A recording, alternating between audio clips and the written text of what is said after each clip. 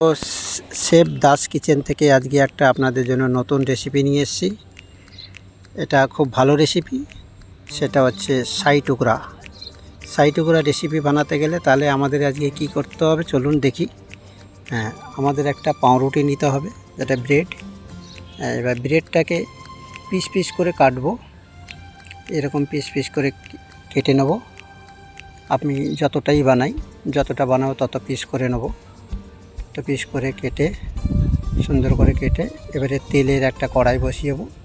কড়াইতে তেল গরম হলে পাউরুটির পিসগুলো আমি আস্তে আস্তে করে ছেড়ে দেবো।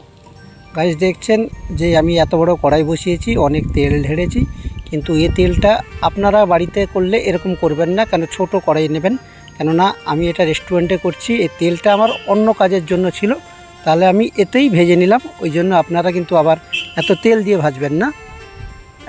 একটু ছোটো কড়াইতে একটু তেল দিয়ে, হাফ লিটার তেল দিয়ে ভাজবেন।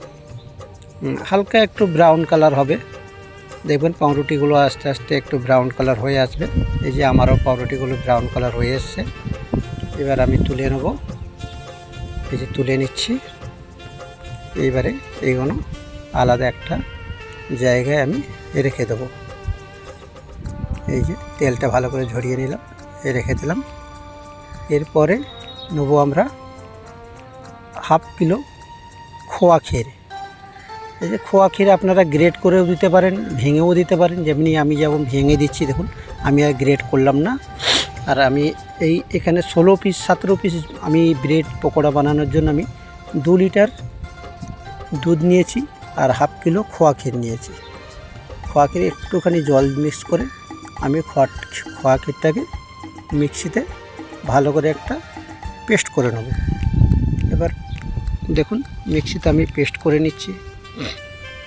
এবার কড়াইতে আমি 2 লিটার দুধ দিয়ে দিলাম। 2 লিটার দুধ দিলাম, দুধটা একটু গরম হয়ে এসছে। আমি এবার দুধটা একটু তুলে নিলাম, কারণ এতে আমি কেশর মিক্স করব। এবার দেখুন, কেশরটা আমি মিক্স করেছি গরম দুধে, কেশরটা ঢেলে দিলাম। কেশরটা ঢেলে দিলাম, রঙটা ঠিক এসে গেছে।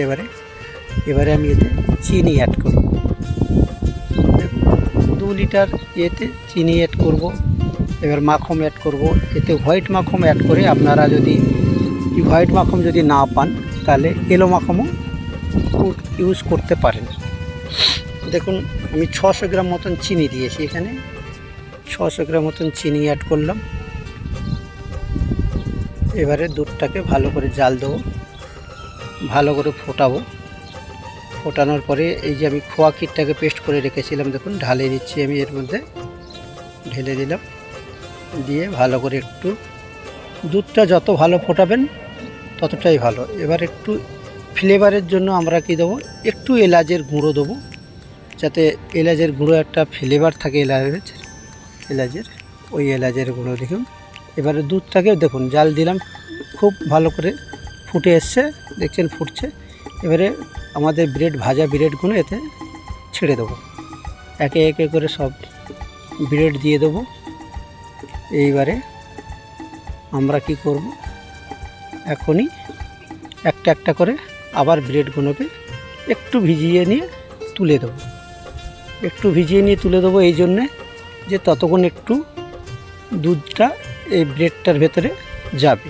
তারপর আর একটু শুকিয়ে নেব, একটু গাঢ় হয়ে আসবে। এবারে আমরা কি করব, এটাকে এর মধ্যে দিয়ে দেবো। দেখুন, আমি যে ব্রেডগুলো তুলেছিলাম, দেখুন এইবারে এর মধ্যে দিয়ে দিচ্ছি। একটু গাঢ় হয়ে এসছে, দিয়ে দিচ্ছি।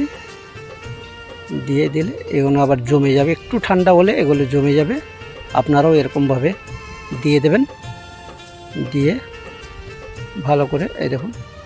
এবারে আবার একটু গাঢ় আছে, গাঢ় তুলে নিয়ে আবার এগুলো দিয়ে দিলাম। দেওয়ার পরে এবারে সবগুলোতেই আমি দিয়ে দিলাম, আপনারাও এইভাবেই দিয়ে দেবেন।